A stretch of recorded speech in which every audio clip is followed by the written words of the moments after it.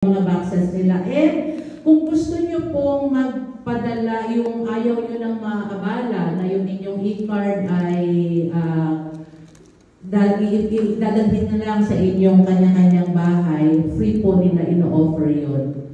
So kung wala kayong time na i-pick upin sa sa OWA, pwede pong ipa-deliver. Ang Lulu ay wala pa po kami nakukuhang sagot, pero kasama po siya sa naimbitahan. Yung Metro Medical Group, okay na po, 15% on consultation. Sino pa? Jollibee. Thomas Restaurant, wala pa pong confirmation. Ang Jollibee, meron na pong confirmation. Down po. Chowking, meron na po. Continental Hotel Group, meron na din po. City Market, City Hypermarket, meron na po. Ang kanilang offer ay hindi pa ata na ilagay dyan. Pero pumirma na po sila.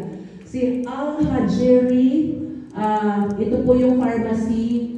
Ang gusto po kasi nila ay, nare-request nila exclusive. So hindi po kami pumayag. Inaantay namin habulin nila kami. So, parang ino-open naman nila yung doors nila kahit daw 6 months na subukan lang daw nila kung ano ang turnout. Pero meron po silang 30 branches here in Kuwait na pwede pong Ang offer nila ay ilang percent? 5%? 5% lang kasi. And Jezreel International Cargo, ongoing po. Hilton Garden Inn, ano na po yan? Nagbigay na po sila 10% discount. Racing Canes, Orido, Jarala German Specialized Clinic. Ayan po, pirmado na din po yan yung Jarala.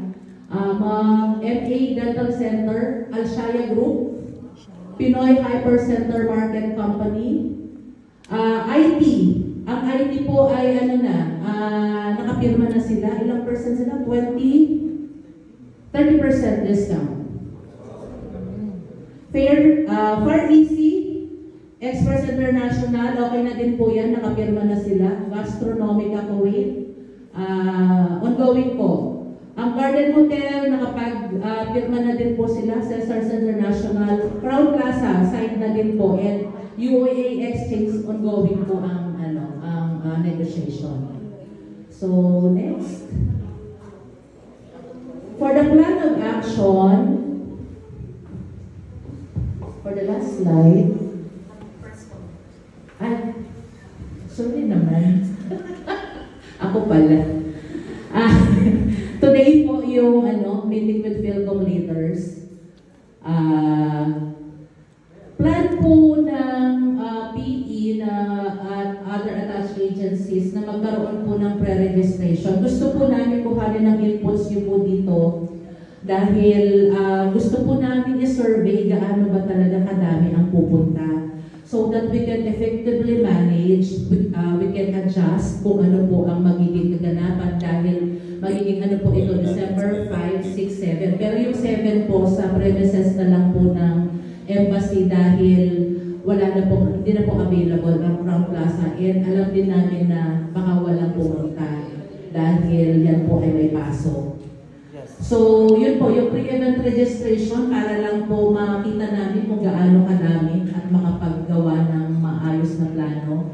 And during the event po, yung registration with QR code para mabilis po yung pasok, hindi yung manual na magsusulat doon sa registration area. Kasi for liquidation purposes po, alam niyo naman po, ang gobyerno ay parating subject to COA rules. Kinakailangan meron pong attendance. So doon sa QR code po, ang iniisip po namin ay pwedeng i-scan upon registration and then makikita na doon sa Google Sheet kung nakapag-register na ba talaga yun. Pero mag-aalag po tayo ng table din for walk-in. Okay. And also, yung promotion and advocacy, nakakailanganin po namin ang inyong tulong. So, November 1 to 30. And final meeting with Philcom leaders, kung okay po sa inyo, mag-agree po kayong lahat, ay November 28, we plan for November 28 kung meron pa po kayong mga suggestions. And siguro dry run para makita po natin mismo yung magiging flow po nung sa event actual venue para mas madali po yung execution natin ng December 5 and 6. So with that, I think okay na po ako. Maraming salamat.